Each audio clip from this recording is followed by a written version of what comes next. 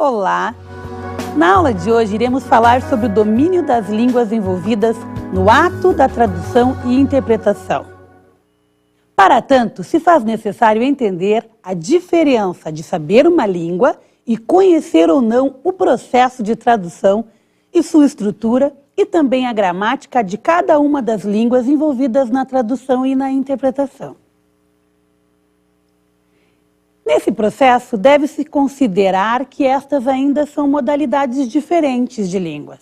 No caso da tradução e interpretação em língua de sinais e língua portuguesa e vice-versa.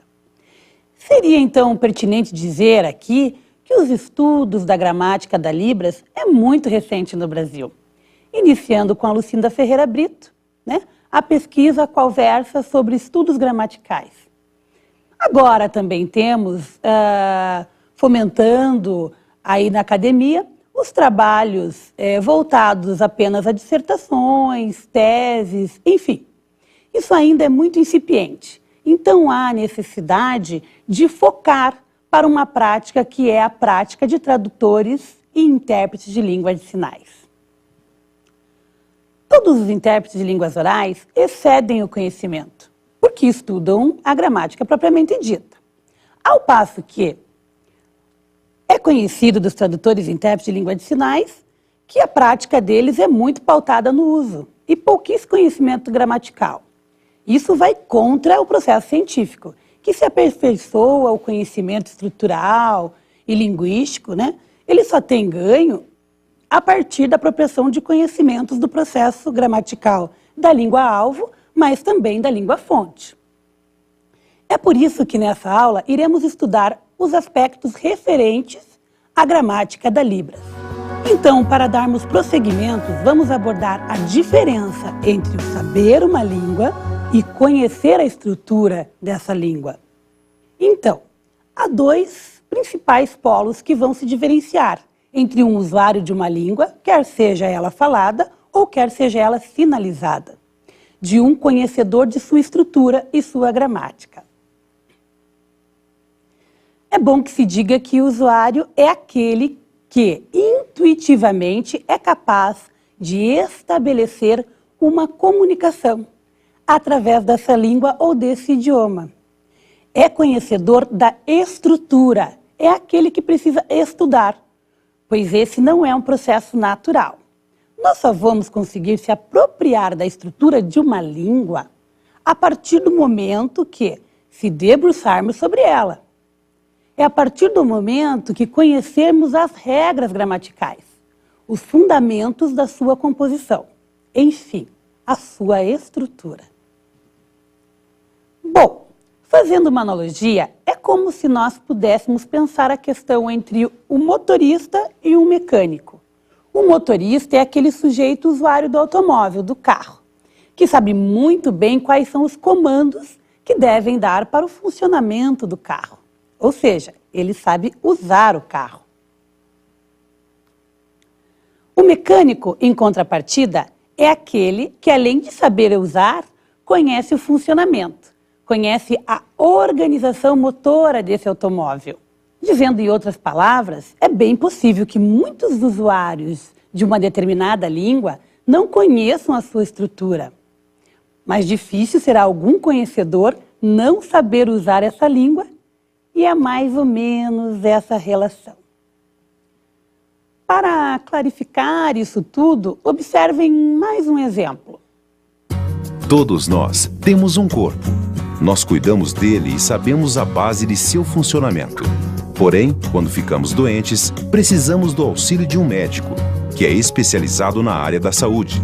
Um bom médico conhece toda a estrutura do nosso organismo e sabe quais mecanismos serão necessários para fazê-lo funcionar normalmente.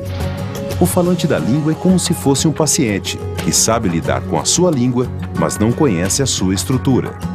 Já o tradutor é como se fosse o médico, que precisa compreender como funcionam as estruturas das línguas envolvidas para fazer um bom trabalho. Então, com esse exemplo, percebemos a diferença entre saber uma língua e conhecer a estrutura de uma língua. É bom pensarmos qual é a importância disso para o ato tradutório propriamente dito. e também pensarmos a grande diferença entre o usuário da Libras e um sinalizador que conhece a estrutura da Libras. Bom, fizemos a defesa em favor dessa necessidade até aqui. Mas o que entendemos por estrutura da língua? A estrutura da língua está diretamente ligada ao conhecimento. Que conhecimentos são estes? Conhecimentos técnico, consciente e sistemáticos da língua. Conhecimentos estes fundamentais para o ato tradutório. Nesse sentido, Paulo Ronay nos dá uma boa contribuição. O tradutor deve conhecer a língua estrangeira o bastante para desconfiar de cada vez que a compreensão insuficiente de uma palavra ou de um trecho obscurece o sentido do conjunto. Como vocês puderam perceber, o intérprete tem que usar ou conduzir as línguas envolvidas no ato tradutório, por meio do saber da língua. No ato tradutório, este pode verificar dificuldades no processo de tradução e encontrar, através de seu conhecimento técnico, a solução para resolvê-los. Neste caso, o tradutor-intérprete, no seu ato tradutório, pode se deparar com palavras e expressões idiomáticas na língua-fonte que necessitam tomadas de decisão e ou escolhas para adequá-los ao entendimento na língua-alvo. Deixa eu socializar com vocês uma curiosidade. Eu fui convidada para trabalhar numa determinada instituição e quando cheguei lá me deparei com outro profissional de tradutor, tradutor-intérprete de língua de sinais, o qual estava realizando a comunicação entre a pessoa surda, enfim, e os acontecimentos. Num determinado momento, do discurso, a pessoa surda inferiu um sinal, que seria esse, que pode ser realizado tanto com 2 dedos quanto com um dedo. E eu percebi que, ao inferir o discurso, a tradutora-intérprete deu uma certa recuada para, então, fazer a tomada de decisão, ou, enfim, a melhor escolha lexical ou de sinal, dizendo, na língua de sinais, para poder, então, dar sequência ao discurso. Porque ele dizia mais ou menos assim, que a relação entre o intérprete de língua de sinais e o surdo não era uma relação de codependência. Enfim, então, naquele momento, a hora que se realizou o sinal, com os 2 dedos, enfim, eu não consegui imaginar o que devo ter passado pela cabeça da tradutora-intérprete envolvida ali naquele processo, mas talvez ela conhecia esse sinal, com um dedo apenas, enfim. Mas, naquele momento, ela fez a melhor escolha, proferindo, então, que não havia essa relação de codependência, mas seguindo o discurso que havia, então, que o intérprete era necessário para realizar a comunicação e interpretação entre pessoas surdas e pessoas ouvintes. Diante disso, é de suma importância entender o domínio da estrutura linguística na tradução e interpretação. Ou seja, o domínio da estrutura de uma determinada língua que se pretende trabalhar. É, na verdade, uma grande ferramenta de auxílio na tradução e na interpretação. Se voltarmos na analogia feita anteriormente em relação ao motorista e mecânico e ao corpo humano, devemos pensar que o mecânico tem uma caixa de ferramentas e precisa identificar e perceber os problemas, assim também como propor soluções para resolver as situações, problemas que podem vir a aparecer. Assim como o médico, que conhece a estrutura do nosso organismo e sabe quais mecanismos são importantes para fazê-lo funcionar. Ambos só poderão fazer isso mediante ferramentas e conhecimentos específicos para tal. No caso do tradutor e intérprete de língua de sinais, a estrutura é para ele uma caixa de ferramentas. É esta caixa de ferramentas que vai o auxiliar numa análise, numa percepção melhorada de como foi o ato tradutório desempenhado até aquele determinado momento. Ele vai perceber quais foram os erros, quais foram as melhorias possíveis para uma futura atuação. E conhecendo a estrutura, ele terá um aliado, uma ferramenta de trabalho, e se tem, então, também a partir disso, um grande auxílio. Em relação a este domínio, eu chamo a atenção de vocês para uma autora de renome, que é Ronice Miller Quadros. O trabalho dela tem considerações referentes ao tradutor e intérprete de língua de sinais. Ela levanta neste trabalho a grande necessidade do domínio da estrutura. Para ela, o domínio estrutural de uma língua está diretamente ligado à competência linguística desta língua. O que seria, então, competência linguística para essa autora? Competência linguística é a habilidade de manipular as línguas envolvidas no processo de interpretação, de modo a distinguir as ideias secundárias e indicar os elos que determinam a coesão do discurso. É quando esse tradutor consegue fazer a distinção de texto, quer seja em português ou quer seja em língua de sinais. Nele vão perceber quais as ideias secundárias desse texto, entender as ideias principais e suas ideias também secundárias. Isso tudo é como se fosse um arcabouço, né?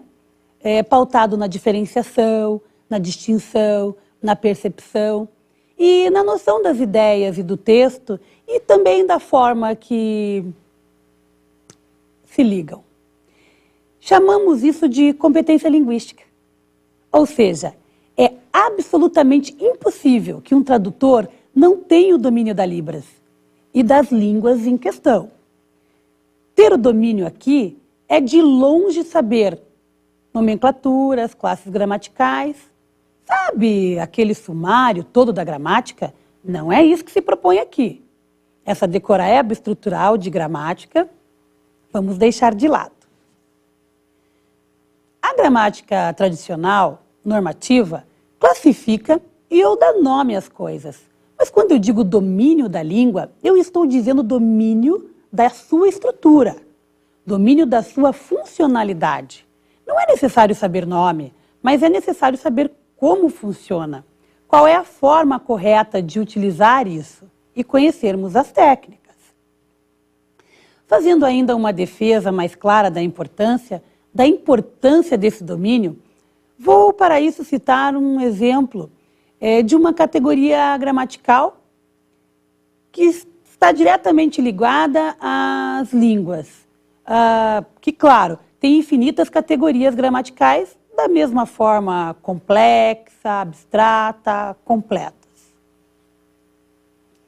Vamos para isso destacar as categorias de tempo, que é uma das categorias mais discutidas e mais estudadas, e de maior divergência entre quaisquer línguas, quer seja na modalidade oral auditiva, quer seja na modalidade espaço-visual.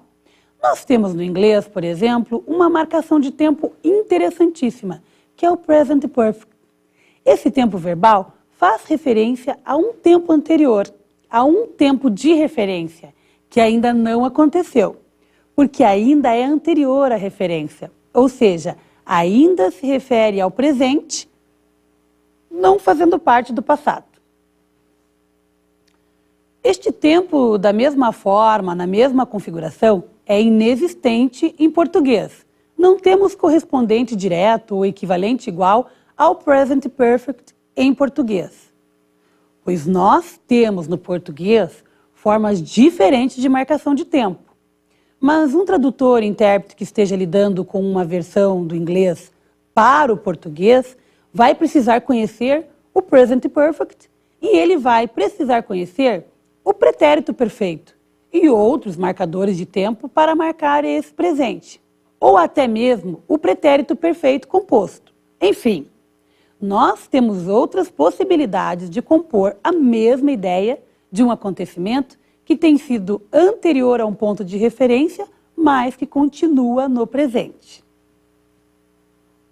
Então, percebam, a qualidade dessa tradução, a qualidade dessa interpretação estará pautada basicamente no conhecimento dessa categoria de tempo, tanto no inglês quanto no português, e nas possibilidades de relações que elas estabelecem.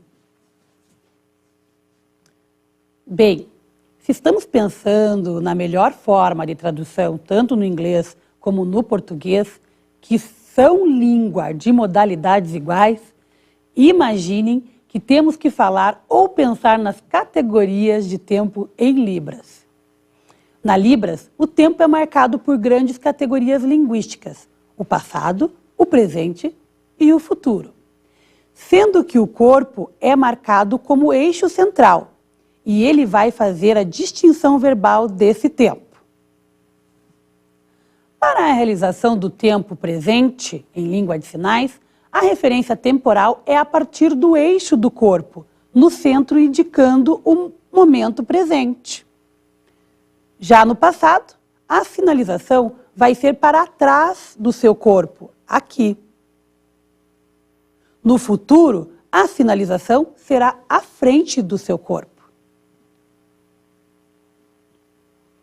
Basicamente, são 3 marcadores temporais em libras.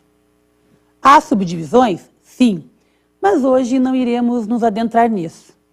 Seguindo a nossa discussão anterior, temos então de nos ater no passado recente, no passado remoto, no futuro mais distante, no futuro mais remoto.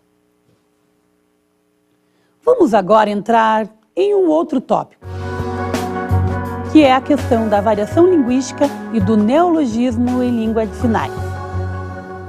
Bem, tendo em mente que ter o domínio da estrutura linguística é importante para o profissional da tradução e interpretação, precisamos destacar ainda 2 grandes características da língua de sinais, que precisam ser refletidas e pensadas por este profissional, que é a questão da variação linguística e do neologismo em língua de sinais.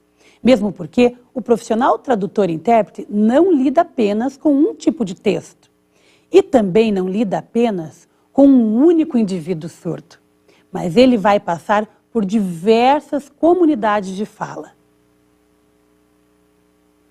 Comunidade de fala é um conceito oriundo da sociolinguística e quer fazer menção aos falantes que compartilham um linguajar comum, e isso os coloca em diferenciação de outra comunidade de fala. Outros traços comuns de uma língua se comunicam entre si, mais do que com os outros, mas também compartilham normas, atitudes diante da linguagem. Isto é comunidade de fala. Então, o intérprete vai perpassar por diversas comunidades de fala. Nisto, ele vai se deparar com diferentes variedades de língua. E é importante saber como ele vai interpretar estas variedades. Variedades que podem ser claramente percebidas nas palavras de Oswald de Andrade. Para dizer em milho, dizem mio. Para melhor, dizem mió. Para pior, pió. Para telha, dizem teia. Para telhado, dizem teiado. E vão fazendo telhados. O que vocês acharam das palavras de Oswald de Andrade, hein? É importante saber aqui o que se entende por variedade de língua, né? Já é sabido que para a linguística não existe certo ou errado. Não há o que é mais correto e outra coisa menos correto. Não existem expressões certas e ou erradas. Cientificamente falando, nós temos variações linguísticas. Umas são mais padrão do que outras, mas não certas e erradas. São apenas variações. O caso de variação em português são extremos, como tangerina, macaxeira, vergamota, mimosa, polcã e por aí em diante. Além do pronome tu, você, no caso do Paraná, temos também Santa Catarina, tu, ou no Rio Grande do Sul. O uso desse pronome estão se referindo ao outro, à segunda pessoa do discurso, se referindo ao outro, ao fenômeno do discurso, o qual se está se interlocutando. Todas essas variações, de ordem lexical, compõem um conjunto linguístico que não comprometem a comunicação. implicações da modalidade de língua na tradução e interpretação. Se o ato tradutório em si, de língua de modalidades iguais, já se configuram por si só diferentes, imagine no caso de uma língua de espaço visual. Primeiro, porque nós, ouvintes, não estamos acostumados a pensar em uma língua. O nosso cérebro, a nossa mente, estão preparados para produzir uma língua oral aditiva. Ainda mais considerando que essa língua é para nós uma segunda língua, a Libras para o ouvinte. Exceto os filhos de pais surdos, que aprendem essa língua como primeira língua, os chamados codas. Mas no caso de pessoas ouvintes, num todo, de modo geral, é uma segunda língua, ou seja, a perfeição é uma busca constante. A modalidade é um estranhamento constante também. O que falar, então, do processo de tradução de busca de equivalentes linguísticos nesses dois idiomas? Até porque, quando uma língua é espaço visual, a implicação que se coloca está diretamente ligada à construção gramatical e à organização linguística que se dá no caso da Libras no espaço. Espaço aqui significa o estabelecimento de processos anafóricos. A anáfora, em português, se dá em retomada de ideias. Por exemplo, numa frase quando se diz: você não respeita as minhas ideias e eu não gosto disso. O disso é um pronome que está estabelecendo relações do que foi dito anteriormente.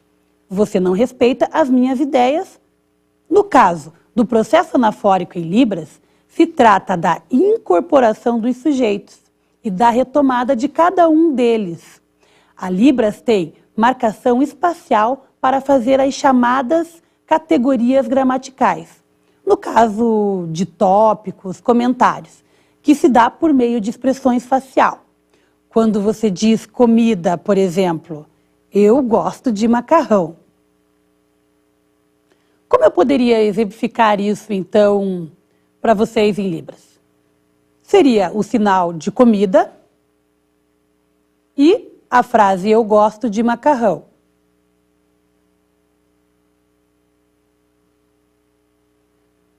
Quando você fez a chamada do assunto e especificou para dizer qual é a sua preferência, qual é o que você gosta, precisa fazer uma marcação no espaço da sinalização para fazer essa chamada do assunto. E isso não existe em língua portuguesa, não desta forma.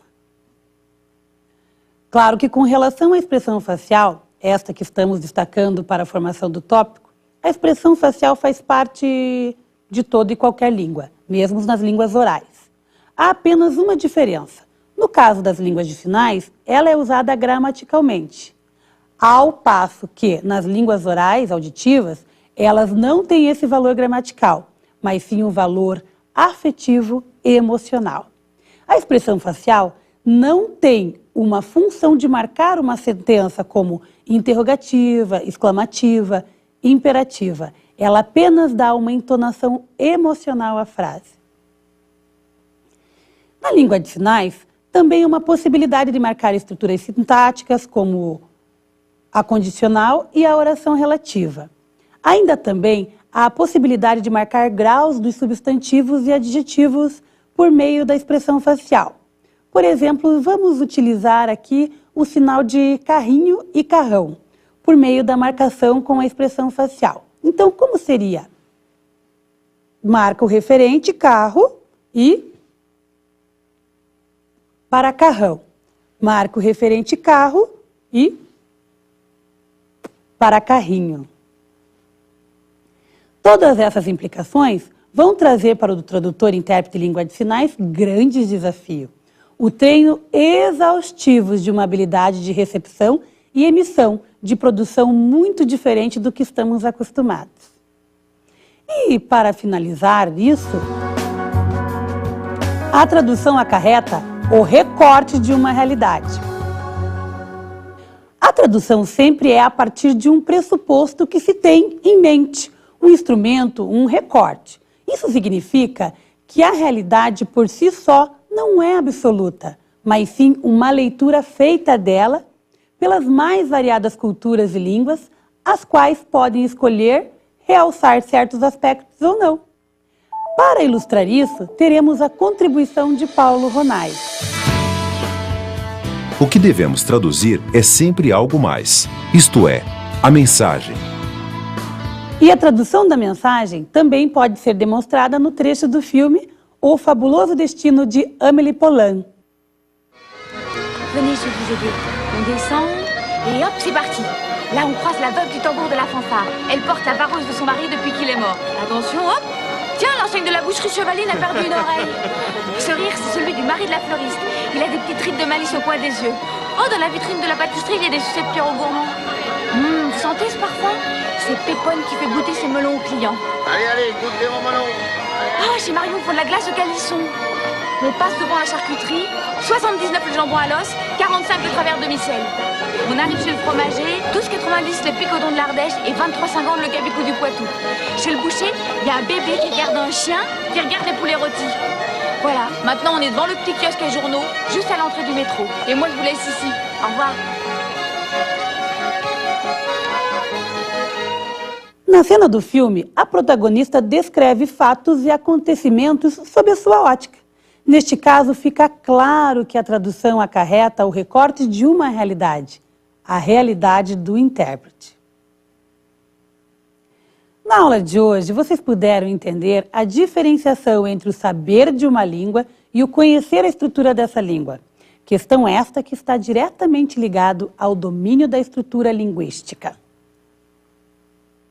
Falamos também de duas grandes características que são a variação linguística e o neologismo em língua de sinais, que devem ser conhecidas pelo tradutor e intérprete de Libras, pois ele não lida apenas com o texto, mas também com um único indivíduo surdo.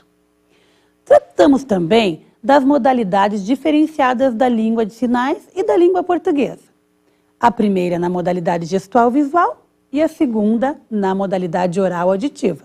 Não podem esquecer disso. Levando em conta todos esses conceitos, não podemos esquecer que o tradutor e intérprete é um profissional que tem suas experiências. E isso não o distancia da sua prática propriamente dita.